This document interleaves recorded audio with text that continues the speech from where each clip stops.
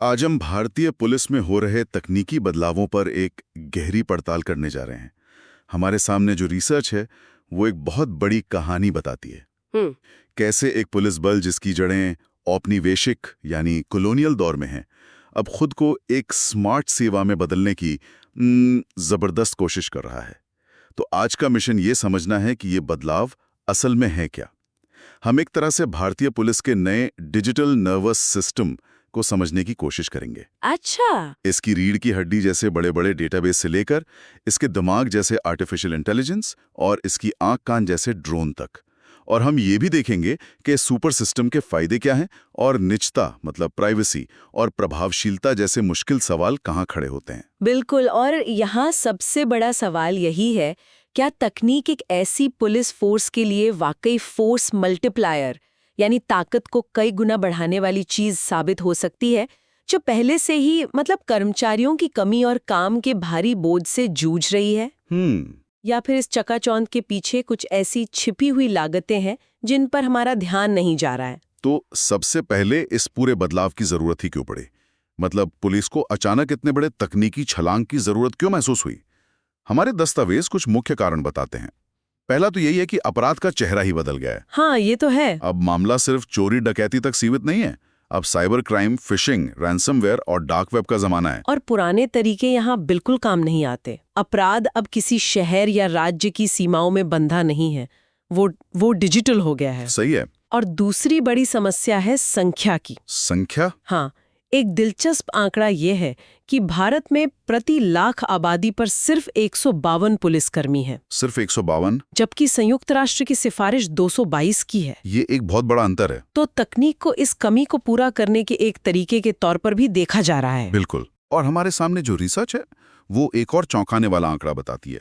सजा दिलाने की दर यानी कन्विक्शन रेट। भारतीय दंड संहिता के तहत होने वाले अपराधों में ये सिर्फ 47% के करीब है। हाँ, और ये आंकड़ा इस पूरी कहानी का केंद्र है। इसका मतलब है कि आधे से ज्यादा मामलों में या तो आरोपी बरी हो जाते हैं या मामला अंजाम तक पहुंचता ही नहीं। और इसकी वजह? इसकी एक बहुत बड़ी वजह है वैज्ञानिक सबूतों की कमी और पुराने तरीकों पर निर्भरता, जैसे कि आरोपी के इकबालिया बयान पर, जिसे हम थर्ड डिग्री के तौर पर भी जानते हैं। अच्छा। अदालत में ऐसे बयान अक्सर टिक नहीं पाते। यहीं पर तकनीक की भूमिका आती है, जो सबूत आधारित जांच को मजबूत कर सके। और हाँ, आंतरिक सुरक्षा का पहलू भी तो है। वो भी है। आतंकवाद, नक्सलवाद, संगठित अपराध, इन सब से निपटने के लिए रियल टाइम इंटेलिजेंस यानी तुरंत मिलने वाली खुफिया जानकारी की जरूरत है। बिल्कुल। पुराने तरीके से जानकारी जुटाने में जो वक्त लगता है, उतनी देर में तो बहुत नुकसान हो सकता है। ठीक है, तो समस्या तो साफ है। अपराध का बदलता चेहरा, पुलिस की कमी और सजा की कम दर। तो अब देखते हैं कि इस डिजिटल नर्वस सिस्टम को बनाने के लिए सरकार ने कौन से बड़े प्रोजेक्ट शुरू किए हैं। शुरुआत करते हैं इसकी रीढ़ की हड्डी से, जिसका जिक्र बार बार आता है, CCTNS। CCTNS यानी crime and criminal tracking network and systems. इसे आप इस पूरे डिजिटल ढांचे की नींव समझ सकती हैं। इसका काम बहुत सीधा लेकिन बहुत बड़ा है। देश के लगभग 17,000 से ज्यादा पुलिस स्टेशनों को एक नेटवर्क में जोड़ना। 17,000 से ज्यादा? हाँ, इसका मतलब है कि FIR लिखने से लेकर चार्जशीट बनाने और जांच की रिपोर्ट तक हर चीज डिजिटल हो जाती है। तो इसका मकसद ये है कि एक राष्ट्रव्यापी डेटाबेस तैयार हो जिसे देश में कहीं से भी कोई अधिकृत पुलिस अधिकारी एक्सेस कर सके। बिल्कुल। तो इसका मतलब ये हुआ कि पहले अगर मुंबई पुलिस को लखनऊ में दर्ज हुई किसी FIR की जानकारी चाहिए होती थी, तो वो एक लंबी थकाऊ कागजी प्रक्रिया होती होगी। बहुत लंबी, जिसमें शायद हफ्ते लग जाते होंगे। ये सिस्टम उस देरी को खत्म करता है। बिल्कुल, हफ्ते और कभी-कभी महीने भी। CCTNS उस दीवार को तोड़ता है। और अगर CCTNS रीढ़ की हड्डी है, तो ICJS यानी इंटरऑपरेबल क्रिमिनल जस्टिस सिस्टम इस नर्वस सिस्टम को बाकी शरीर से जोड़ता है। ICJS? हाँ, यह न्याय प्रणाली के 5 स्तंभों को एक ही प्लेटफॉर्म पर लाता है। 5 स्तंभ? पुलिस, जिसका आधार CCTNS है, E-फोरेंसिक, E-कोर्ट, E-प्रोसिक्यूशन और E-जेल। ये तो बहुत बड़ा कदम है। इसका मतलब है कि पुलिस द्वारा दर्ज की गई FIR को जज साहब सीधे अपने कोर्ट के सिस्टम पर देख सकते हैं। ठीक यही मतलब है। और फोरेंसिक रिपोर्ट भी सीधे डिजिटल तरीके से जुड़ जाएगी। हाँ, जानकारी जो पहले अलग अलग विभागों की फाइलों में धूल खाती रहती थी, अब वो एक सहज प्रवाह में आ जाती है। इससे न सिर्फ रफ्तार बढ़ती है बल्कि पारदर्शिता भी आती है। और जब बात राष्ट्रीय सुरक्षा की आती है तो इस नर्वस सिस्टम का दिमाग है नेट ग्रिड। NRGRDT यानी नेशनल इंटेलिजेंस ग्रिड। हाँ, ये एक बहुत महत्वाकांक्षी प्रोजेक्ट है। ये 21 संवेदनशील डेटाबेसेस को एक जगह लाता है। 21? जी, जिसमें रेलवे टिकट, हवाई यात्रा, बैंक खाते, इनकम टैक्स रिटर्न सब कुछ शामिल है, ताकि इंटेलिजेंस ब्यूरो और रॉ जैसी 11 एजेंसीज को रियल टाइम जानकारी मिल सके। और यहाँ एक सिस्टम है जो मुझे किसी जासूसी फिल्म जैसा लगता है, नाफिस यानी national automated fingerprint identification system. हाँ, हमारे दस्तावेज बताते हैं कि ये हर गिरफ्तार व्यक्ति को एक अनोखा 10 अंकीय नेशनल फिंगरप्रिंट नंबर यानी NFN देता है। हाँ, और ये गेम चेंजर है। सोचिए, पहले एक अपराधी एक राज्य में अपराध करके दूसरे राज्य में जाकर एक नई पहचान के साथ रहने लगता था, क्योंकि हर राज्य का अपना अलग फिंगरप्रिंट डेटाबेस था। बिल्कुल। नाफिस इस सिलसिले को तोड़ता है। अब अगर किसी अपराधी का फिंगरप्रिंट कर्नाटक में लिया गया है और वही व्यक्ति पंजाब में किसी दूसरे अपराध में पकड़ा जाता है, तो नाफिस मिनटों में बता देगा कि ये वही आदमी है। इसका मतलब यह है कि अपराधी अब राज्यों की सीमाओं को अपनी ढाल नहीं बना सकते। सही है ना? सही है। पहले जो अपराधी एक राज्य में अपराध करके दूसरे में गुमनाम हो जाता था, नाफिस उस गुमनामी को ही खत्म कर रहा है। आपने बिल्कुल सही समझा। ये अपराधी की पहचान को स्थायी बना देता है। तो ये तो हुई डेटा को इकट्ठा और ऑर्गेनाइज करने की बात। ये इस डिजिटल नर्वस सिस्टम की हड्डियां और नसें हैं। लेकिन असली खेल तो तब शुरू होता है जब इस डेटा का इस्तेमाल भविष्य का अंदाजा लगाने या मैदान पर कार्रवाई करने के लिए किया जाए। और यहीं पर AI जैसी तकनीकें तस्वीर में आती हैं। प्रिडिक्टिव पुलिसिंग का जिक्र है, जो सुनने में बहुत भविष्यवादी लगता है, लेकिन ये अब हकीकत बन रहा है। दिल्ली पुलिस CMEPAPS नाम का एक सिस्टम इस्तेमाल करती है। CMEPS crime mapping, analytics and predictive system. ये सिस्टम पिछले अपराधों के समय, जगह और तरीके का विश्लेषण करके अपराध के हॉटस्पॉट की पहचान करता है। हॉटस्पॉट मतलब ये बताता है कि अगले कुछ दिनों में किस इलाके में किस समय पर चेन स्नैचिंग या वाहन चोरी की घटना होने की आशंका सबसे ज्यादा है। ये दिलचस्प है, लेकिन मेरे मन में एक सवाल आ रहा है। क्या ये वाकई अपराध को रोक सकता है, या ये बस पुलिस को ये बताता है कि अपराध कहाँ होने की संभावना है ताकि वो वहां मौजूद रहें? यह एक बहुत अच्छा सवाल है। अभी के लिए यह बेहतर प्रबंधन और तैनाती का एक जरिया है। ये पुलिस को अपने सीमित संसाधनों को उन जगहों पर केंद्रित करने में मदद करता है जहां उनकी सबसे ज्यादा जरूरत है। तो रोकथाम से ज्यादा प्रबंधन कह सकते हैं। अपराध को पूरी तरह रोकना अभी दूर की कौड़ी है। और AI का एक और रूप है फेशियल रिकग्निशन टेक्नोलॉजी यानी FRT। हाँ, FRT, जिसका इस्तेमाल तेलंगाना और उत्तर प्रदेश जैसे राज्यों में भीड़ में संदिग्धों की पहचान के लिए किया जा रहा है। FRT का जिक्र ऑपरेशन मुस्कान में भी आता है, जहां लापता बच्चों को खोजने में इसका इस्तेमाल हुआ। है। कल्पना कीजिए कि पुलिस को एक रेलवे स्टेशन पर एक लाचार बच्चा मिलता है जो अपना नाम या पता नहीं बता पा रहा है। पहले उसकी पहचान करना लगभग असंभव था। अब पुलिस उस बच्चे की तस्वीर लेकर उसे लापता बच्चों के राष्ट्रीय डेटाबेस से मिला सकती है। और FRT सॉफ्टवेयर हजारों तस्वीरों से मिलान करके बता सकता है कि ये बच्चा शायद 3 साल पहले दिल्ली से लापता हुआ था। ऑपरेशन मुस्कान में इसी तकनीक से हजारों बच्चों को उनके परिवारों से मिलाया गया है। और फिर है ड्रोन्स। ये तो अब पुलिसिंग का एक आम हिस्सा बन गए लगते हैं। बिल्कुल। इनका इस्तेमाल सिर्फ विरोध प्रदर्शनों की निगरानी तक ही सीमित नहीं है। बिल्कुल नहीं। हमारे सामने जो रिपोर्ट्स हैं वो बताती हैं कि कुंभ मेले जैसे विशाल धार्मिक आयोजनों में भीड़ प्रबंधन से लेकर सीमावर्ती और नक्सल प्रभावित इलाकों में सामरिक अभियानों तक में इनका इस्तेमाल हो रहा है। टैक्टिकल ऑप्स में भी। हाँ, ड्रोन की मदद से सुरक्षा बल बिना अपनी जान खतरे में डाले किसी इलाके की पूरी निगरानी कर सकते हैं और अपनी रणनीति बना सकते हैं। तो अगर हम इन सब को जोड़कर देखें, CCTNS से लेकर AI और ड्रोन तक, तो क्या हम ये कह सकते हैं कि पुलिस की जांच का पूरा दर्शन ही बदल रहा है? हाँ, और ये सबसे महत्वपूर्ण बदलाव है।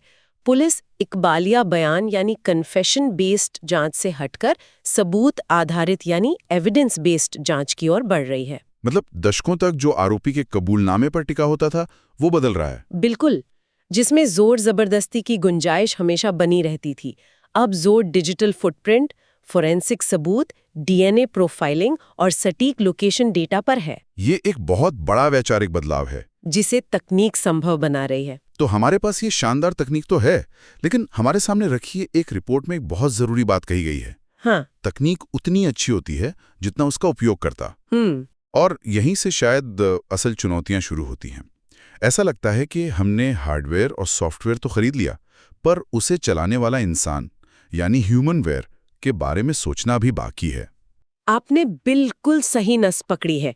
सबसे पहली और जमीनी चुनौती बुनियादी ढांचे की है, इंफ्रास्ट्रक्चर। हाँ, हम दिल्ली या मुंबई की बात तो कर लेते हैं, लेकिन कल्पना कीजिए झारखंड के किसी दूर दराज के ग्रामीण पुलिस थाने की।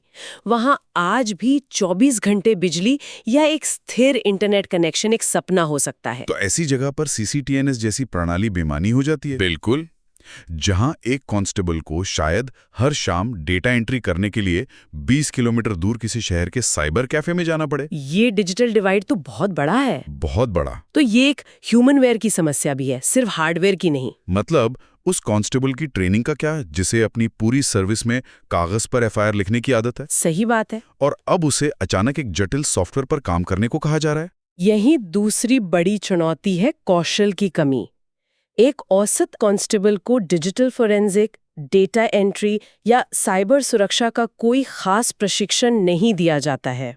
और नतीजा ये होता है कि काम अक्सर प्राइवेट वेंडरों या डेटा एंट्री ऑपरेटरों पर निर्भर हो जाता है, जिससे डेटा की सुरक्षा और गोपनीयता को लेकर भी गंभीर सवाल उठते हैं। और यहीं पर सबसे बड़ा मुद्दा आता है, निजता यानी प्राइवेसी।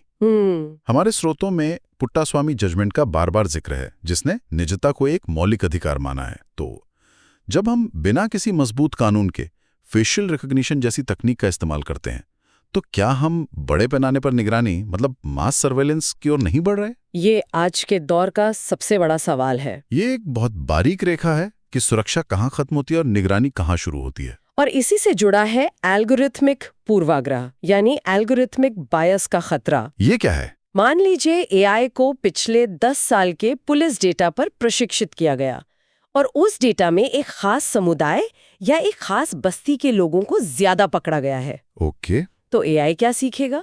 वो यही सीखेगा कि उस बस्ती पर ज्यादा ध्यान देना है। मतलब वो भविष्य में उसी समुदाय के लोगों को संदिग्ध मानने की संभावना बढ़ा देगा। बिल्कुल। अरे, तो इसका मतलब है कि हमारे पुराने सामाजिक पूर्वाग्रह ही एक हाईटेक रूप में वापस आ सकते हैं। इसकी पूरी आशंका है। एआई उन्हें खत्म करने की बजाय और मजबूत कर सकता है। एआई उतना ही निष्पक्ष होता है जितना उसका डेटा। और पुलिस तो एक राज्य का विषय है ना? हाँ, और ये भी एक चुनौती है। अमीर राज्य जैसे तेलंगाना या महाराष्ट्र तकनीक को जल्दी अपना लेते हैं, जबकि दूसरे राज्य पीछे रह जाते हैं। इससे राष्ट्रीय सुरक्षा ग्रिड में खाली जगह यानी सिक्योरिटी लूप होल बन जाता है, जिसका फायदा अपराधी और आतंकवादी उठा सकते हैं। तो ये चुनौतियां तो बहुत गंभीर हैं। सिर्फ तकनीक खरीद लेना तो समाधान नहीं है। तो इसे कामयाब कैसे बनाया जाए? हमारे दस्तावेज कुछ समाधान भी सुझाते हैं। हाँ, एक संतुलित दृष्टिकोण की जरूरत है। सबसे पहली और सबसे जरूरी चीज है एक मजबूत कानूनी ढांचा। जैसे डेटा प्रोटेक्शन एक्ट? बिल्कुल।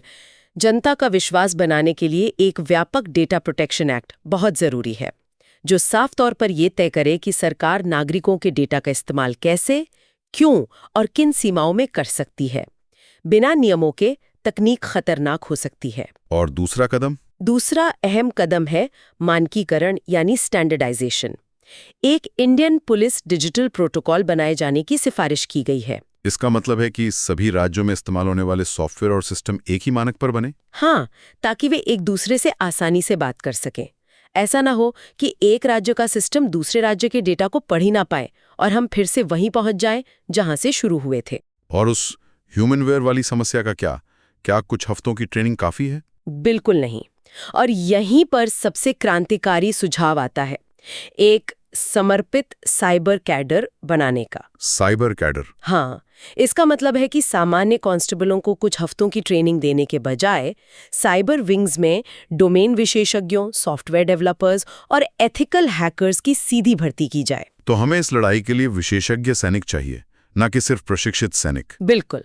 लेकिन इन सब के बीच क्या हम उस पुराने पारंपरिक पुलिसिंग के तरीकों को पूरी तरह भूल जाने का खतरा मोल ले रहे हैं? वो बीट कांस्टेबल जिसे अपने इलाके के हर इंसान, हर गली की पूरी जानकारी होती है। ये एक बहुत जरूरी बिंदु है और सभी विशेषज्ञ इस बात पर सहमत है कि तकनीक कभी भी मानवीय सूझबूझ यानी ह्यूमन इंटेलिजेंस की जगह नहीं ले सकती। तो बीट कांस्टेबल प्रणाली आज भी पुलिसिंग की रीढ़ है। बिल्कुल, तकनीक को उसका समर्थन करना चाहिए, उसकी जगह नहीं लेनी चाहिए। तकनीक एक ताकतवर औजार है, लेकिन उसे चलाने वाला हाथ और दिमाग इंसान का ही होना चाहिए। तो अंत में बात वहीं आती है, जैसा कि प्रधानमंत्री ने कहा था, पुलिस को स्मार्ट बनाने पर जोर देना होगा। हाँ, स्ट्रिक्ट और सेंसिटिव, मॉडर्न और मोबाइल, अलर्ट और अकाउंटेबल, रिलायबल और रिस्पॉन्सिव, टेक्नोसेवी और ट्रेंड।